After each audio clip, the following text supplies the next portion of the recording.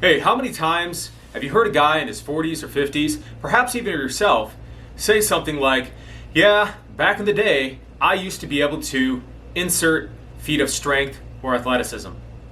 That statement typically isn't just about age. It's about identity. You know, most guys in their 40s and 50s don't get weaker or less athletic simply because they got older. It happens because they stopped training or they continued training in a way that long after their body stopped responding to that style of training. Hi, my name is Aaron Kubitz, the founder of Functional Aesthetics of Eau Claire. For over 20 years, I have helped busy men get lean, stay strong, and perform better in life without living in the gym. Over the past couple of videos, I've been talking about the benefits of a hybrid approach to strength training.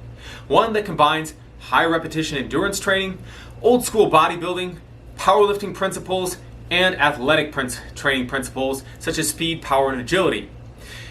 The goal of this method is to tap into the inherent benefits of each of these styles of training while minimizing their downsides.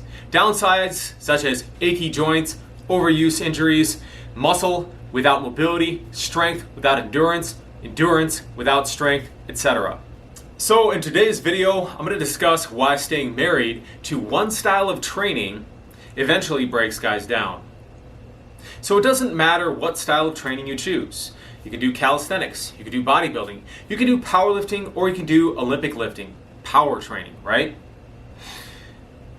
There's nothing wrong with any of these. But if you stick to one style of training exclusively, month after month, year after year, without any variation in that, inevitably problems or imbalances tend to show up. So with powerlifting, probably the most efficient way to build maximal strength, right? But as I've talked about in other videos, there's massive amounts of compressive forces on your joints, your bones, your tendons, your ligaments. Now, this isn't all bad. As I've talked about in some of the other videos, those compressive forces can actually help to nourish the joints, right?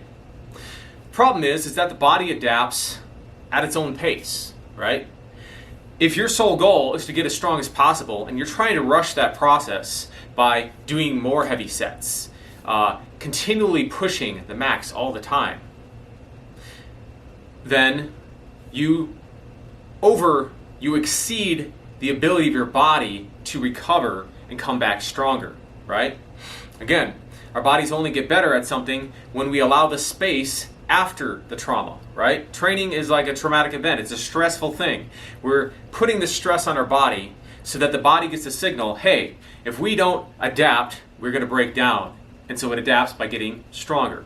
But these adaptations take time, and so always pushing in heavy rep ranges can be problematic, especially after 40.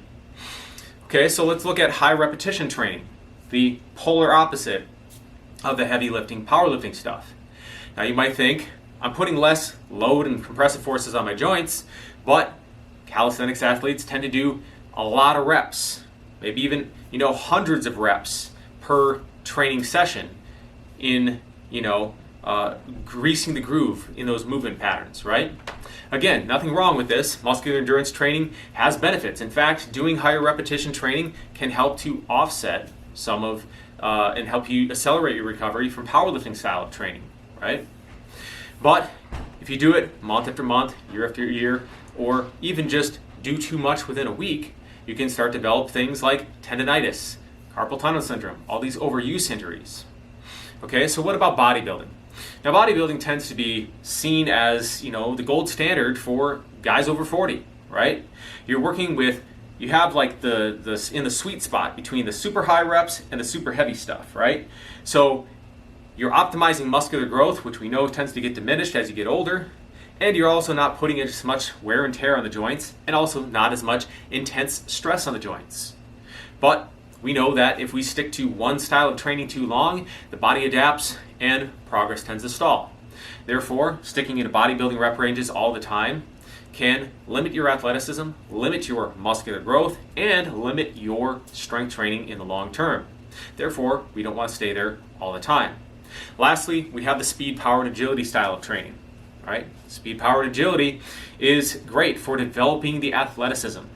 It doesn't put as much compressive forces on the joints. It's not as metabolically taxing as bodybuilding, but it does place an extreme demand on your nervous system and your motor control.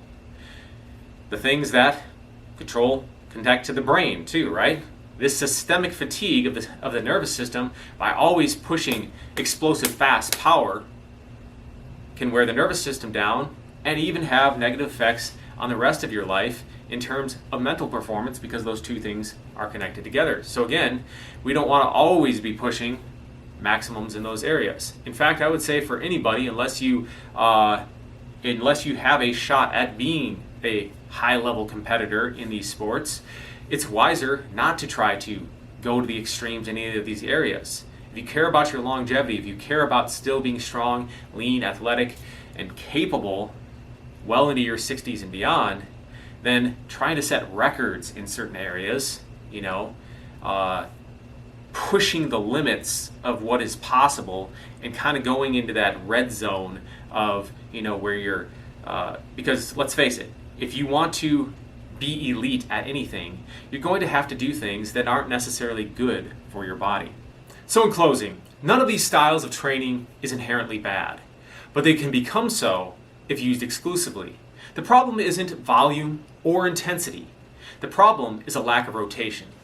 In next week's video, I'm going to discuss how you can continue to lift heavy into your 40s, 50s, 60s without worrying about wrecking your joints, burning yourself out, and being sidelined and being the guy who's talking about what you used to be able to do while being subpar or below average later on because of overuse injuries. If you got value out of this video, found it interesting, go ahead and hit that like button so other guys who are interested in the same topics can find it. And if you're a guy over 40 who wants to learn how to continue being strong, lean, capable for decades after his 40s, then go ahead and hit subscribe. This is the channel where I talk about all those things. How to stay mobile, how to stay strong, how to build muscle, how to eat, and recover for both of those, for all these styles of training. How to avoid getting injuries in the gym, and if you should sustain them, how to work around them.